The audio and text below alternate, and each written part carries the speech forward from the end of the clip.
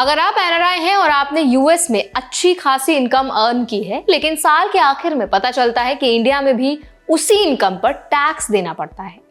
ये सिचुएशन बहुत कॉमन है, लेकिन इसके लिए सॉल्यूशन भी मौजूद है। इसे कहते हैं डबल टैक्सेशन अवॉइडेंस एग्रीमेंट या DTAA। आज हम इस वीडियो में बहुत डिटेल से समझेंगे कि DTAA होता क्या है, इंडिया यूएसए DTAA कैसे काम करता है, कौन कौन से इनकम्स इसमें कवर होते हैं और इंडियंस एनआरआई पर्सपेक्टिव से इसे कैसे यूज कर सकते हैं ताकि डबल टैक्सेशन से बचा जा सके। तो चलिए फिर जल्दी से वीडियो को स्टार्ट कर देते हैं। हाय, मेरा नाम है वर्षा दुबे और आप मुझे देख रहे हैं एनवीटी टेक एड पर। सबसे पहले ना DTAA का मतलब और उसका एम समझ लेते हैं। तो देखिए, डबल टैक्सेशन अवॉइडेंस एग्रीमेंट एक बायलैटरल ट्रीटी है, यानी दो देशों के बीच समझौता जो इंश्योर करता है कि एक ही इनकम पर दोनों देशों में टैक्स ना लगे। इसे आप एक तरह की टैक्स पीस ट्रीटी भी मान सकते हैं। इसका मेन गोल यह है कि एक टैक्स पेयर को उसी इनकम पर दो बार टैक्स ना देना पड़े। इसके साथ ही ये agreement bilateral economic cooperation, transparency in tax matters और टैक्स इवेजन को रोकना भी प्रमोट करता है। इंडिया यूएसए DTAA खासकर एनआरआईज के लिए बहुत इंपॉर्टेंट है। अगर आप यूएस में सैलरी अर्न कर रहे हैं और वहां टैक्सेस भर रहे हैं तो बिना DTAA के इंडिया में भी वही इनकम टैक्सेबल हो सकती है। इससे फाइनेंशियल बर्डन बढ़ जाता है, लेकिन DTAA के जरिए एक्सेम्पशन या टैक्स क्रेडिट के मैकेनिज्म अवेलेबल हैं जो आपको सेम इनकम पर दो बार टैक्स देने से बचाते हैं। DTAA को इंप्लीमेंट करने के दो मेन मेथड्स हैं, एक्सेम्पशन मेथड और tax credit method. Exemption method में इनकम सिर्फ सोर्स कंट्री में टैक्सेबल होती है और रेजिडेंट कंट्री में एक्सेम्प्ट होती है। फॉर एग्जाम्पल, अगर आपकी सैलरी यूएस में टैक्सेबल है और DTAA में एक्सेम्पशन अलाउ है तो इंडिया में वही सैलरी टैक्सेबल नहीं होगी। टैक्स क्रेडिट मेथड में इनकम दोनों कंट्रीज में टैक्सेबल हो सकता है, लेकिन जिस कंट्री में टैक्स पहले भरा गया है उसे क्रेडिट के रूप में एडजस्ट किया जा सकता है। मान लीजिए आपका नाम राहुल है, आप एक इंडियन सॉफ्टवेयर इंजीनियर हैं, यूएस में करीब $1 लाख तक कमा रहे हैं और यूएस में $25,000 टैक्स दे चुके हैं।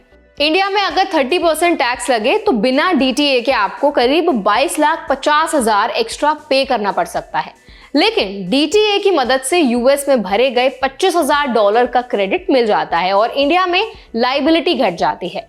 अब बात करते हैं स्पेसिफिक इनकम्स और उनके DTAA प्रोविजंस की। सैलरी इनकम में प्लेस ऑफ एम्प्लॉयमेंट को usually first right of taxation मिलता है, मतलब अगर आप यूएस में काम कर रहे हैं तो यूएस में प्राइमरी टैक्स लगेगा। इंडिया में भी रेजिडेंट स्टेटस के हिसाब से टैक्स हो सकता है, लेकिन DTAA के क्रेडिट या एक्सेम्पशन से डबल टैक्सेशन अवॉइड होता है। डिविडेंड्स के लिए आर्टिकल 10 में कंसेशनल रेट्स डिफाइन किए गए हैं। अगर एनआरआई यूएस कंपनी से डिविडेंड्स अर्न करता है तो यूएस टैक्स चार्ज कर सकता है, लेकिन इंडिया में भी टैक्स लगे तो मैक्सिमम रेट 15% होगा अगर बेनिफिशियल ओनर के पास 10% या उससे कम वोटिंग स्टॉक है, और बाकी केसेस में 25% तक। इंटरेस्ट इनकम के लिए आर्टिकल 11 में कंसेशनल रेट्स 10% और 15% डिफाइंड है डिपेंडिंग ऑन सोर्स। एनआरआईज के लिए क्रॉस बॉर्डर बोरोइंग और इन्वेस्टमेंट प्रमोट करता है। कैपिटल गेन्स में रियल एस्टेट की टैक्सेशन सोर्स कंट्री यानी प्रॉपर्टी लोकेटेड कंट्री में होती है और शेयर्स या सिक्योरिटीज में होम कंट्री में। इससे डिस्प्यूट्स कम होते हैं। एन्युटाइज के मामले में आर्टिकल 20 के तहत यूएसए रेजिडेंट को इंडिया से रिसीव्ड इंश्योरेंस एन्युटी सिर्फ यूएस में टैक्सेबल होगी, इंडिया में नहीं। यही DTAA की सिंप्लिसिटी और रिलीफ है। DTAA का प्रॉपर बेनिफिट लेने के लिए डॉक्यूमेंटेशन और कंप्लायंस बहुत इंपॉर्टेंट है। सबसे जरूरी डॉक्यूमेंट है टैक्स रेजिडेंट सर्टिफिकेट TRC, जिसमें टैक्स पेयर का नाम, नेशनैलिटी, TIN, एड्रेस और रेजिडेंस पीरियड जो होता है, सारी चीजें सर्टिफाइड होनी चाहिए। अगर TRC में कंप्लीट इन्फो नहीं है तो फॉर्म 10F सबमिट करना जरूरी है, supported by proof of residence और TIN। इसके साथ एनआरआई को एनुअल फाइलिंग के लिए शेड्यूल FSI, शेड्यूल TR और फॉर्म 67 फाइल करना होता है ताकि फॉरेन टैक्स क्रेडिट क्लेम हो सके। इंडिया यूएसए DTAA सिर्फ इंडिया और यूएस के बीच नहीं है। इंडिया के पास 90+ कंट्रीज के साथ सिमिलर अग्रीमेंट्स हैं, जैसे UK, जर्मनी, सिंगापुर, ऑस्ट्रेलिया और कनाडा। इससे क्रॉस बॉर्डर ट्रेड, इन्वेस्टमेंट्स और फाइनेंशियल सिक्योरिटी आसान होती है। एनआरआईज और मल्टीनेशनल कंपनीज को डबल टैक्सेशन से बचने के साथ ही लोअर विदहोल्डिंग टैक्स रेट्स और स्ट्रीमलाइन कंप्लायंस मिलती है। प्रैक्टिकल टिप एनआरआईज के लिए यह है कि अगर आप इंडिया और यूएस दोनों में इनकम अर्न कर रहे हैं तो TRC और फॉर्म 10F तैयार रखें।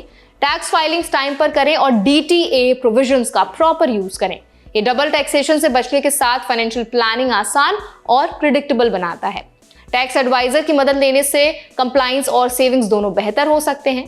तो पूरे वीडियो का समरी यही है कि इंडिया USA DTA एनआरआईज के लिए एक फाइनेंशियल प्रोटेक्शन टूल है जो डबल टैक्सेशन को अवॉइड करता है, क्रॉस बॉर्डर इनकम और इन्वेस्टमेंट्स को सिंप्लीफाई करता है और क्लियर रेगुलेशंस प्रोवाइड करता है, चाहे सैलरी हो, डिविडेंड हो, इंटरेस्ट हो, कैपिटल गेन्स हो या एन्युइटीज हो।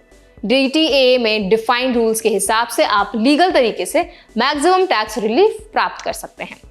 तो आई होप ये वीडियो आपके लिए हेल्पफुल रहा होगा। अगर ये वीडियो आपको अच्छा लगा हो तो ऐसे और भी वीडियोस देखने के लिए हमारे चैनल NBT Tech Ed को भी जरूर लाइक करें और सब्सक्राइब करें।